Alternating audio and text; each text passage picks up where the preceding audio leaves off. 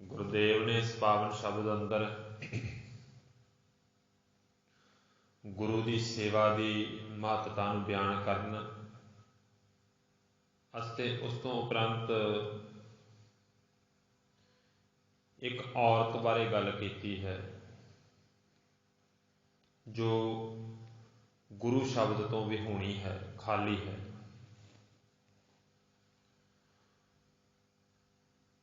पावन शब्द ये जो गुरु ग्रंथ साहब के अंदर दर्ज है 651 अंग ते सुभाईमान है। सलोक महला तीजा। सच जानना जो पौड़ियां आउंदियां ने, पौड़ियां दे नाल सलोक हुंदे ने।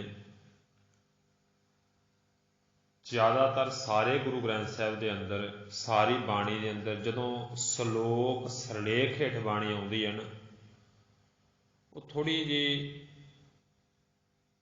इंज कह लवो कि वो चुभण वाले शब्द होंदे ने, तिखे बचन होंदे ने। तिखा बचन असर करता है, फर्क पाउंदा है। एक होंदे रुखे बचन, एक होंदे तिखे बचन। रुखे किसी का दिल तो तोड़ सकते हैं, किसी को भद्दी शब्दावली बोल सकते हैं, किसी के मान के सत्कार के उत्ते टिप्पणी कर सकते हैं, रुखे बचन होंदे ने।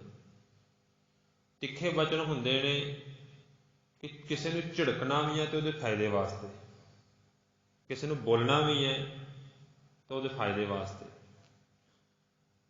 झिड़कते मापे भी ने कि बच्चे सही हो जाए, कुराहे ना पैण। झिड़कदा टीचर भी है कि मेरा पढ़ाया होया जो सिखियार्थी है, विद्यार्थी है, वो गलत राह दे ना पै जाए, कुछ गलत ना वो दिमाग च आ जाए। झिड़क बंदे नूं निखारदी है।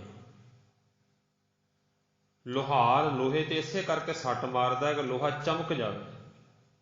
सट कई बारी फायदे वाली होंदी है, झिड़कना कई बारी फायदे वाला होंदा है। उन्होंने असीं कह दिंदे हां तिखे बचन।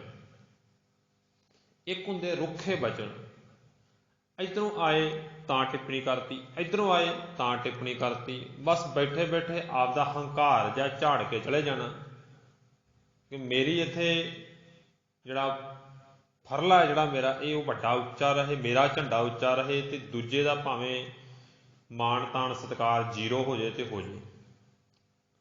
बस मेरी धौन दे विच जिहड़ा किला अड़िया है किते वो ना टुट जाए, किते मेरी धौन ना झुक जाए। बस उन्हें आउंदे जांदे इधरों उधरों खड़की जाना।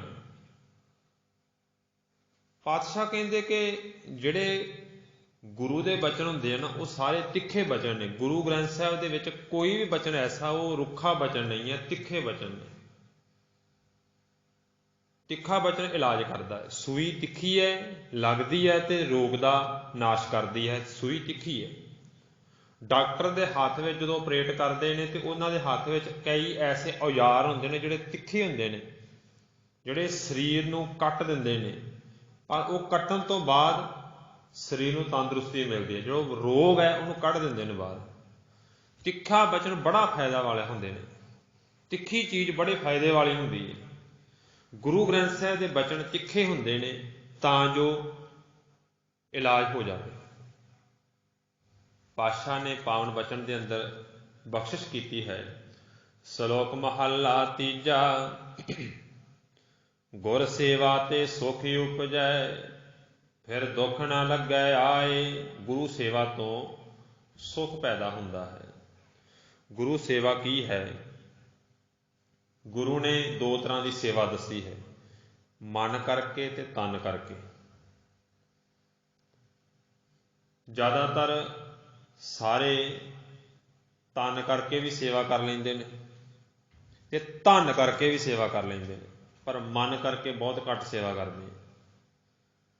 धन करके पैसे दे दिते असीं 1100 2100 3100 4100 5100 11000 15000 20000 25000 असीं दे दिता। पैसे वालों कोई घाट नहीं गुरु घर दे विच। दानी सज्जन भी बहुत ने। बड़े सज्जन ऐसे ने जिहड़े बेअंत धन दौलत सेवा दे विच ला दिंदे ने। ਦੇਣ ਵਾਲੇ ਤਾਂ ਸੋਨੇ ਦੀ ਚਾਦਰ ਵੀ ਦੇ ਜਾਂਦੇ ਨੇ, ਦੇਣ ਵਾਲੇ ਸੋਨੇ ਦੇ ਝੂਮਰ ਵੀ ਦੇ ਜਾਂਦੇ ਨੇ, ਦੇਣ ਵਾਲੇ ਸੋਨਾ ਵੀ ਚੜਾ ਜਾਂਦੇ ਨੇ, ਦੇਣ ਵਾਲਿਆਂ ਨੇ ਸੋਨੇ ਦੇ ਪੱਖੇ ਵੀ ਚੜਾ ਦਿੱਤੇ। ਬੜਾ ਕੁਝ ਹੈ, ਦਰਬਾਰ ਸਾਹਿਬ ਜਾ ਕੇ ਵੇਖ ਲਓ, ਭਰਿਆ ਪਿਆ ਸਭ ਕੁਝ। ਧਨ ਪੱਖੋਂ ਕੋਈ ਘਾਟ ਨਹੀਂ ਹੈ, ਸਭ ਦਿੰਦੇ ਨੇ, ਕੋਈ ਫਰਕ ਨਹੀਂ ਹੈ। ਤਨ ਕਰਕੇ ਵੀ ਸਾਰੇ ਜਾਂਦੇ ਨੇ, ਤਨ ਕਰਕੇ ਵੀ ਹਾਜ਼ਰੀਆਂ ਸਾਰੇ ਭਰਦੇ ਬੈਠੇ ਐ। ਬਹੁਤ ਸੰਗਤ ਆਉਂਦੀ ਹੈ, ਆਉਣ ਜਾਣ ਸਭ ਦਾ ਹੁੰਦਾ ਹੈ। ਫਤਿਹਗੜ੍ਹ ਸਾਹਿਬ ਵੀ ਸਾਰੇ ਗਏ ਹੋਣਗੇ, ਸ਼ਹੀਦੀ ਦਿਹਾੜੇ ਲੰਘ ਕੇ ਗਏ। ਕਿੰਨਾ ਉੱਥੇ ਭੀੜ ਭੜੱਕਾ ਸੀ, ਨਿਕਲਿਆ ਨਹੀਂ ਸੀ ਜਾਂਦਾ, ਤੁਰ ਕੇ ਨਿਕਲਣਾ ਵੀ ਔਖਾ ਤੇ ਮੁਸ਼ਕਿਲ ਹੋਇਆ ਪਿਆ। ਤਨ ਕਰਕੇ ਸਾਰੇ ਹਾਜ਼ਰੀ ਭਰ ਦਿੰਦੇ ਨੇ, ਧਨ ਕਰਕੇ ਸਾਰੇ ਹਾਜ਼ਰੀ ਭਰ ਜਾਂਦੇ ਨੇ, ਪਰ ਮਨ ਕਰਕੇ ਕੋਈ ਵਿਰਲਾ ਹਾਜ਼ਰੀ ਭਰਦਾ ਹੈ। ਮਨ ਨੂੰ ਮਤਲਬ ਜੋ ਮਨ ਗੁਰੂ ਦੀ ਬਾਣੀ ਨੂੰ ਸਮਰਪਿਤ ਹੋ ਜਾਵੇ, ਗੁਰੂ ਦੇ ਬਚਨਾਂ ਨੂੰ ਸਮਰਪਿਤ ਹੋ ਜਾਵੇ, ਅੱਗੇ ਪਿੱਛੇ ਆਉਣ ਜਾਣ ਵੇਲੇ ਉਠਤ ਬੈਠਤ ਸੋਵਤ ਧਿਆਈਐ, ਮਾਰਗ ਚਲਤ ਹਰੇ ਹਰ ਗਾਈਐ, ਸ਼ਰਵਣ ਸੁਣੀਜੈ ਅੰਮ੍ਰਿਤ ਕਥਾ, ਜਾਸ ਸੁਣੀ ਮਨ ਹੋਏ ਆਨੰਦਾ। ਉਹ ਬਚਨ ਜਿਹੜੇ ਮਨ ਨੇ ਕਮਾਉਣੇ ਨੇ, ਉਹ ਬਚਨ ਜਿਹੜੇ ਮਨ ਦੇ ਵਿੱਚ ਟਿਕਣੇ ਨੇ, ਮਨ ਨੂੰ ਪੂਰਾ ਇਕਾਗਰ ਰੱਖਣਾ ਪੈਣਾ, ਮਨ ਨੂੰ ਅਵੇਅਰ ਰੱਖਣਾ ਪੈਣਾ, ਹਮੇਸ਼ਾ ਗੁਰੂ ਦੇ ਨਾਲ ਜੁੜ ਕੇ ਰੱਖਣਾ ਪੈਣਾ ਹੈ। ਉਹ ਮਨ ਵਾਲੀ ਜਿਹੜੀ ਸੇਵਾ ਹੈ ਉਹ ਕੋਈ ਵਿਰਲਾ ਕਰਦਾ। ਪਾਤਸ਼ਾਹ ਕਹਿੰਦੇ ਜਦੋਂ ਤੂੰ ਮਨ ਕਰਕੇ ਗੁਰੂ ਦੀ ਸੇਵਾ ਕਰੇਗਾ ਨਾ, ਮਨ ਦੇ ਵਿੱਚੋਂ ਸੁੱਖ ਪੈਦਾ ਹੋਣਾ। ਗੁਰੂ ਦੀ ਸੇਵਾ ਮਨ ਕਰਕੇ ਹੁੰਦੀ ਹੈ, ਮਨ ਕਰਕੇ ਹਾਜ਼ਰ ਰਹਿਣਾ ਜ਼ਰੂਰੀ ਹੈ, ਮਨ ਦੇ ਵਿੱਚ ਬਚਨ ਵਸਣੇ ਜ਼ਰੂਰੀ ਨੇ, ਮਨ ਦੀ ਹਾਜ਼ਰੀ ਜ਼ਰੂਰੀ ਹੁੰਦੀ ਹੈ। ਮਨ ਨੇ ਸੰਬੋਧਨ ਕੀਤਾ ਹੈ, ਇਹ ਮਨ ਮੇਰਿਆ ਤੂੰ ਸਦਾ ਰਹੋ ਹਰ ਨਾਲੇ, ਹਰ ਨਾਲ ਰਹੋ ਤੂੰ ਮਨ ਮੇਰੇ, ਦੁੱਖ ਸਭ ਵਿਸਾਰਨਾ। ਪਾਤਸ਼ਾਹ ਦਾ ਬਚਨ, ਗੁਰ ਸੇਵਾ ਤੇ ਸੁਖ ਹੀ ਉਪਜੈ, ਫਿਰ ਦੁੱਖ ਨਾ ਲੱਗੇ ਆਏ। ਮਨ ਨੂੰ ਕਦੇ ਦੁੱਖ ਨਹੀਂ ਲੱਗਦਾ, ਸਰੀਰ ਨੂੰ ਦੁੱਖ ਆਉਂਦੇ ਜਾਂਦੇ ਰਹਿੰਦੇ ਨੇ। ਇਹ ਸਰੀਰ ਦੇ ਦੁੱਖਾਂ ਦੀ ਗੱਲ ਕੋਈ ਨਹੀਂ, ਉਹ ਇੱਕ ਅਲੱਗ ਟੌਪਿਕ ਹੈ ਕਿ ਸਰੀਰ ਦੇ ਦੁੱਖ ਆ ਗਏ ਨੇ, ਉਹ ਸਭ ਨੂੰ ਆਉਣਗੇ, ਬਖਸ਼ਿਆ ਕੋਈ ਨਹੀਂ ਜਾਣਾ, ਸਭ ਨੂੰ ਆਉਣਗੇ। ਅਸੀਂ ਕਹਿ ਦਿੰਦੇ ਹਾਂ ਸਰੀਰਕ ਦੁੱਖ ਆ ਗਿਆ, ਹਸਪਤਾਲ 'ਚ ਦਾਖਲ ਹੋ ਗਿਆ, ਸਰੀਰਕ ਦੁੱਖ ਆ ਗਏ। ਸੱਚ ਜਾਣਨਾ, ਗੁਰੂ ਹਰਿਕ੍ਰਿਸ਼ਨ ਸਾਹਿਬ ਜੀ ਨੂੰ ਬਹੁਤ ਭੈੜਾ ਰੋਗ ਲੱਗਾ ਸੀ, ਸਰੀਰਕ ਤੌਰ ਤੇ ਚੇਚਕ ਦੀ ਬਿਮਾਰੀ ਨਿਕਲ ਆਈ ਸੀ, ਜਿਹਦਾ ਕਰਕੇ ਗੁਰੂ ਹਰਿਕ੍ਰਿਸ਼ਨ ਸਾਹਿਬ ਜੀ ਜੋਤੀ ਜੋਤ ਸਮਾਏ ਸੀ। ਚੇਚਕ ਦੀ ਬਹੁਤ ਭੈੜੀ ਬਿਮਾਰੀ ਦਿੱਲੀ ਦੀ ਧਰਤੀ ਤੇ ਫੈਲ ਗਈ ਸੀ। ਗੁਰੂ ਹਰਿਕ੍ਰਿਸ਼ਨ ਸਾਹਿਬ ਨੂੰ ਸਰੀਰਕ ਤੌਰ ਤੇ ਰੋਗ ਲੱਗਾ ਸੀ, ਪਰ ਮਨ ਕਰਕੇ ਗੁਰੂ ਹਰਿਕ੍ਰਿਸ਼ਨ ਰੋਗੀ ਨਹੀਂ ਗਏ। ਮਨ ਕਰਕੇ ਅਕਾਲ ਪੁਰਖ ਹੈ, ਮਨ ਕਰਕੇ ਗੁਰੂ ਨਾਨਕ ਦੀ ਜੋਤ ਨੇ, ਉਹ ਮਨ ਦੇ ਉੱਪਰ ਕੋਈ ਅਸਰ ਨਹੀਂ ਹੋਇਆ। ਸਰੀਰਕ ਰੋਗ ਸਭ ਦੇ ਉੱਪਰ ਆਉਂਦੇ ਨੇ। ਗੁਰੂ ਹਰਿਕ੍ਰਿਸ਼ਨ ਸਾਹਿਬ ਸੱਚੇ ਪਾਤਸ਼ਾਹ ਤੇ ਵੀ ਰੋਗ ਆਏ ਨੇ, ਉਹਨਾਂ ਨੂੰ ਰੋਗ ਹੋਇਆ ਸੀ। ਗੁਰੂ ਅਰਜਨ ਸਾਹਿਬ ਸੱਚੇ ਪਾਤਸ਼ਾਹ ਜੀ ਨੇ ਲਾਹੌਰ ਦੀ ਧਰਤੀ ਤੇ ਜਦੋਂ ਕਾਲ ਪਿਆ ਨਾ, ਬੜੇ ਮਰੀਜ਼ਾਂ ਦਾ ਇਲਾਜ ਗੁਰੂ ਅਰਜਨ ਸਾਹਿਬ ਸੱਚੇ ਪਾਤਸ਼ਾਹ ਨੇ ਲਾਹੌਰ ਦੀ ਧਰਤੀ ਤੇ ਆਪਣੇ ਹੱਥੀਂ ਕੀਤਾ। ਕਈ ਰੋਗਾਂ ਦੇ ਵਿੱਚ ਗ੍ਰਸਤ ਹੋ ਚੁੱਕੇ ਸਨ, ਉਹਨਾਂ ਦਾ ਆਪਣੇ ਹੱਥੀਂ ਇਲਾਜ ਗੁਰੂ ਅਰਜਨ ਸਾਹਿਬ ਸੱਚੇ ਪਾਤਸ਼ਾਹ ਨੇ ਕੀਤਾ ਸੀ। ਜਿਹੜੇ ਕਾਲ ਪੈਣ ਕਰਕੇ ਰੋਗੀ ਹੋ ਗਏ, ਭੁੱਖਮਰੀ ਫੈਲ ਗਈ, ਕਈਆਂ ਦੀ ਮੌਤ ਵੀ ਹੋ ਗਈ, ਉਹਨਾਂ ਨੂੰ ਆਪਣੇ ਹੱਥੀਂ ਸੰਭਾਲਿਆ। ਉਹਨਾਂ ਦੀ ਦਵਾਈ ਬੂਟੀ ਦਾ ਪ੍ਰਬੰਧ ਗੁਰੂ ਅਰਜਨ ਸਾਹਿਬ ਨੇ ਆਪਣੇ ਹੱਥੀਂ ਕੀਤਾ ਲਾਹੌਰ ਦੀ ਧਰਤੀ ਤੇ ਸੰਨ 1695 ਦੇ ਨੇੜੇ। ਇਹਨਾਂ ਦਿਨਾਂ ਦੇ ਵਿੱਚ ਹੀ ਗੁਰੂ ਹਰਗੋਬਿੰਦ ਸਾਹਿਬ ਸੱਚੇ ਪਾਤਸ਼ਾਹ ਦਾ ਪ੍ਰਕਾਸ਼ ਹੋਇਆ ਹੀ ਸੀ। ਅਜੇ ਕੁਝ ਕੁ ਸਾਲਾਂ ਦੀ ਉਮਰ ਸੀ, ਅਜੇ 1-2 ਸਾਲਾਂ ਦੀ, ਪਰ ਉਹਨਾਂ ਦਿਨਾਂ ਦੇ ਵਿੱਚ ਗੁਰੂ ਅਰਜਨ ਸਾਹਿਬ ਸੱਚੇ ਪਾਤਸ਼ਾਹ ਨੇ ਲਾਹੌਰ ਦੀ ਧਰਤੀ ਤੇ ਆਪਣੇ ਹੱਥੀਂ ਇਲਾਜ ਕੀਤਾ, ਜਿਹਦਾ ਕਰਕੇ ਥੋੜ੍ਹਾ ਜਿਹਾ ਰੋਗ ਗੁਰੂ ਅਰਜਨ ਸਾਹਿਬ ਨੂੰ ਵੀ ਲੱਗਾ। ਸਰੀਰਕ ਤੌਰ ਤੇ ਕਸ਼ਟ ਸਭ ਦੇ ਉੱਪਰ ਆਉਂਦੇ ਨੇ, ਸਰੀਰਕ ਰੋਗ ਸਭ ਦੇ ਉੱਪਰ ਆਉਂਦੇ ਨੇ, ਇਹਨਾਂ ਤੋਂ ਕਿਸੇ ਨੇ ਨਹੀਂ ਬਚਣਾ ਤੇ ਨਾ ਹੀ ਕੋਈ ਬਚਿਆ। ਗੁਰੂ ਗੋਬਿੰਦ ਸਿੰਘ ਪਾਤਸ਼ਾਹ ਜੀ ਨੂੰ ਅਖੀਰਲੇ ਸਮੇਂ ਦੇ ਵਿੱਚ ਜਦੋਂ ਨੰਦੇੜ ਦੀ ਧਰਤੀ ਤੇ ਪਹੁੰਚੇ ਨੇ, ਇੱਕ ਮੁਗਲ ਪਠਾਨ ਨੇ ਆ ਕੇ ਪੇਟ 'ਚ ਛੁਰਾ ਮਾਰ ਦਿੱਤਾ ਸੀ। ਦੁੱਖ ਤਾਂ ਲੱਗਾ ਸੀ, ਵੈਦ ਨੇ ਆ ਕੇ ਸਲਾਈ ਵੀ ਕਰ ਦਿੱਤੇ ਸੀ, ਪਰ ਸਰੀਰਕ ਰੋਗ ਤਾਂ ਆਇਆ, ਸਰੀਰਕ ਦੁੱਖ ਵੀ ਆ ਗਿਆ, ਪਰ ਮਨ ਕਰਕੇ ਦੁੱਖ ਨਹੀਂ ਆਇਆ। ਮਨ ਅਜੇ ਵੀ ਉੱਦਾਂ ਹੀ ਹੈ, ਕਾਇਮ ਹੀ ਹੈ, ਚੜ੍ਹਦੀ ਕਲਾ ਦੇ ਵਿੱਚ। ਪਾਤਸ਼ਾਹ ਕਹਿੰਦੇ ਗੁਰੂ ਦੀ ਸੇਵਾ 'ਚ ਸੁੱਖ ਪੈਦਾ ਹੁੰਦਾ ਹੈ, ਫਿਰ ਦੁੱਖ ਨਾ ਲੱਗੇ ਆਏ, ਜੰਮਣ ਮਰਨਾ ਮਿਟ ਗਿਆ, ਕਾਲੈ ਕਾ ਕਿਛ ਨਾ ਵਸਾਏ। ਗੁਰੂ ਦੀ ਸੇਵਾ ਵਿੱਚੋਂ ਜੰਮਣ ਮਰਨਾ ਖਤਮ ਹੋ ਜਾਂਦਾ ਹੈ। ਅੱਜ ਜਨਮ ਮਰਨ ਵਾਰ-ਵਾਰ ਜਿਹੜਾ ਭਟਕਣਾ ਪੈਂਦੀ ਹੈ ਮਨ ਦੀ, ਇਹ ਖਤਮ ਹੋ ਜਾਂਦੀ ਹੈ। ਬੰਦਾ ਮਰਨ ਤੋਂ ਬਾਅਦ ਆਵਾਗਮਨ 'ਚ ਪਵੇ ਕਿ ਨਾ ਪਵੇ ਕੋਈ ਗਰੰਟੀ ਨਹੀਂ ਹੈ। ਸੱਚ ਹੈ ਗੱਲ। ਮਰਨ ਤੋਂ ਬਾਅਦ ਕਿੰਨੇ ਸੱਜਣਾ ਨੇ ਆ ਕੇ ਦੱਸਿਆ ਕਿ ਅਸੀਂ ਸਵਰਗਾਂ 'ਚ ਜਾਂ ਨਰਕਾਂ 'ਚ, ਕਿਸੇ ਨੇ ਨਹੀਂ ਦੱਸਣਾ ਤੇ ਨਾ ਹੀ ਕਿਸੇ ਨੂੰ ਮਹਿਸੂਸ ਹੁੰਦਾ ਇਸ ਗੱਲ ਨੂੰ। ਪਰ ਸੱਚ ਜਾਣਨਾ, ਜਿਉਂਦੇ ਜੀ ਬੰਦਾ ਜਿੰਨਾ ਟਾਈਮ ਬੰਦੇ ਦੇ ਸਵਾਸ ਚੱਲਦੇ ਹੈ ਉਹਨਾਂ ਟਾਈਮ ਮਨੁੱਖ ਆਵਾਗਮਨ ਦੇ ਵਿੱਚ ਪਿਆ ਰਹਿੰਦਾ, ਜਨਮ ਮਰਨ ਦੇ ਵਿੱਚ ਤੁਰਿਆ ਫਿਰਦਾ।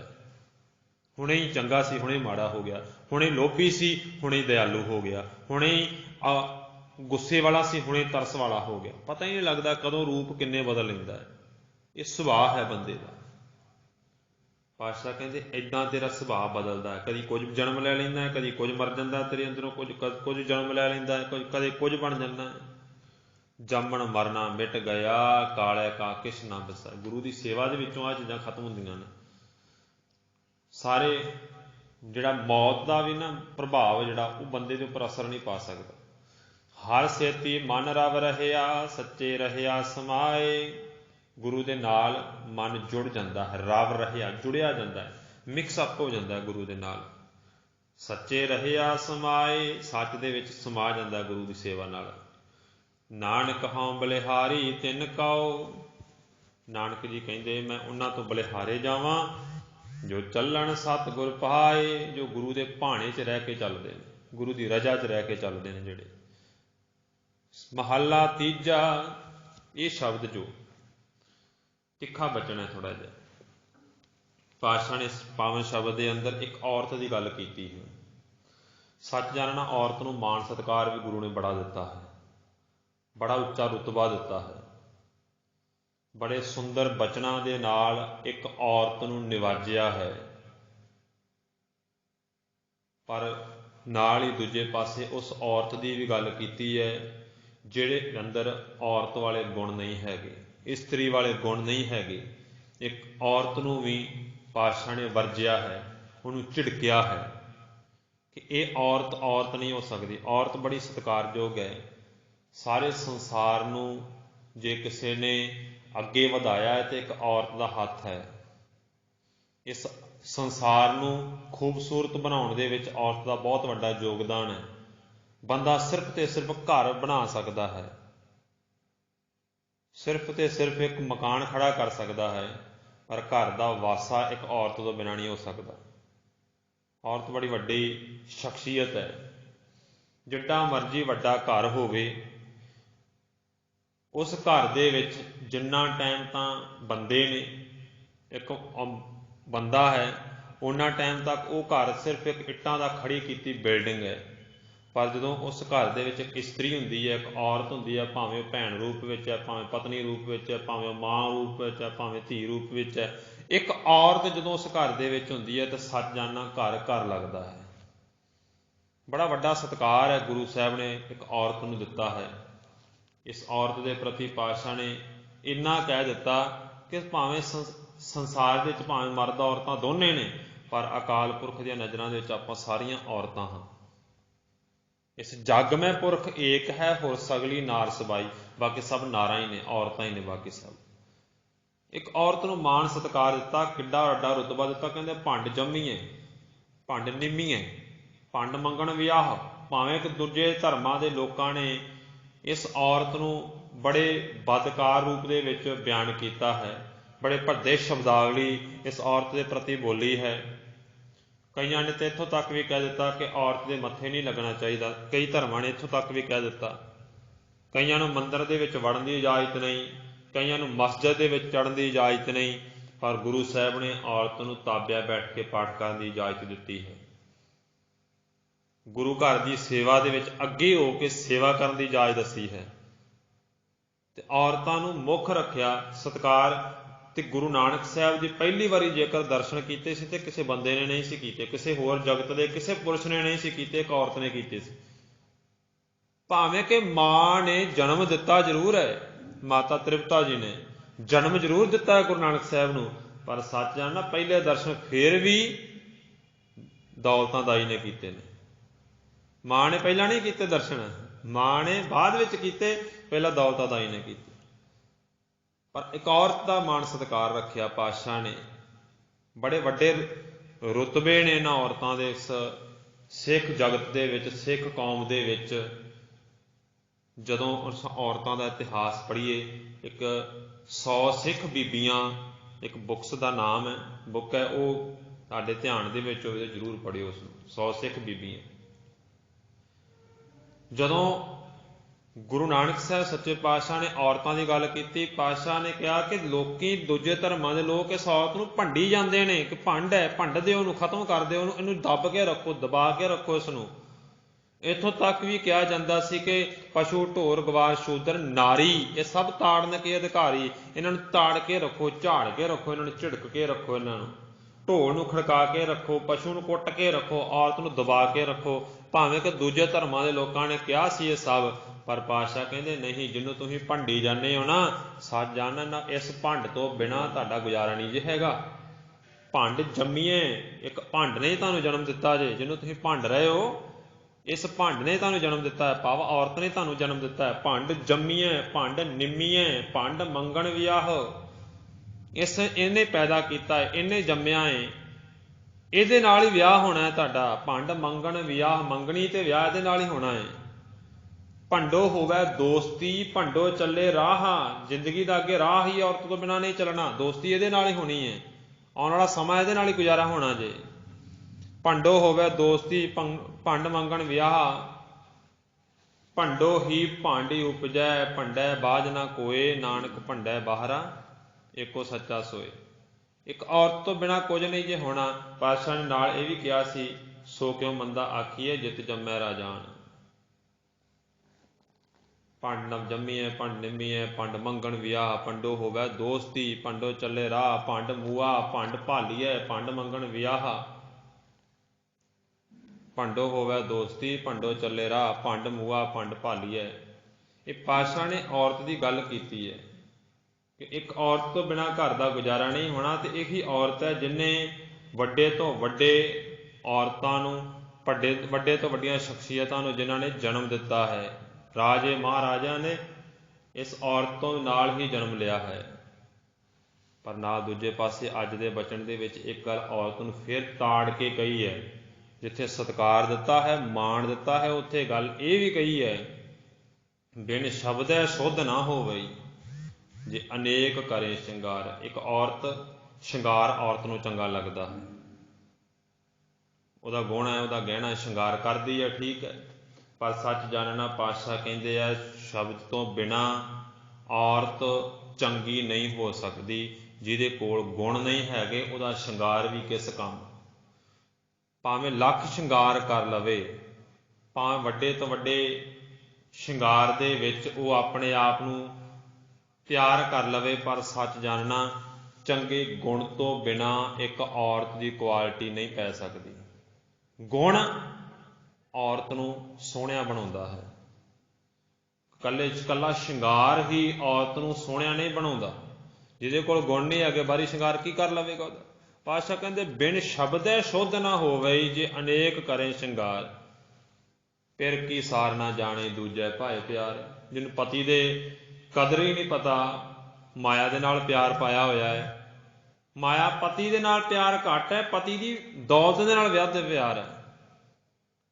इदां पातशाह कहंदे फिर की सार ना जानी। जे इदां दी औरत है ना कि जिहड़ी अपने पति की कदर नहीं जानती, तो प्यार पाई फिरदी उहदे पैसे नाल, उहदी दौलत नाल, उहदी जायदाद नाल, उहदे पैसिਆਂ नाल, उहदे धन दौलत नाल। जे सिर्फ इत्थे तक कि पातशाह कहंदे जे तेरा प्यार ही दूजे पासे है, तू पति की कदर घट करदी है, तो पति की दौलत नाल, उहदी प्रॉपर्टी नाल वध प्यार करदी है। पातशाह ने हुण उहनूं झिड़किया, की कहा, साक शुद्ध साक कुलखणी। वो औरत कुशुद्ध है, भैड़े सुभाव वाली है, वो कुलखणी, वो कुलैणी औरत है। नानक नारी विच कुनार, बाकी औरतां तो सब तो भैड़ी औरत वो है।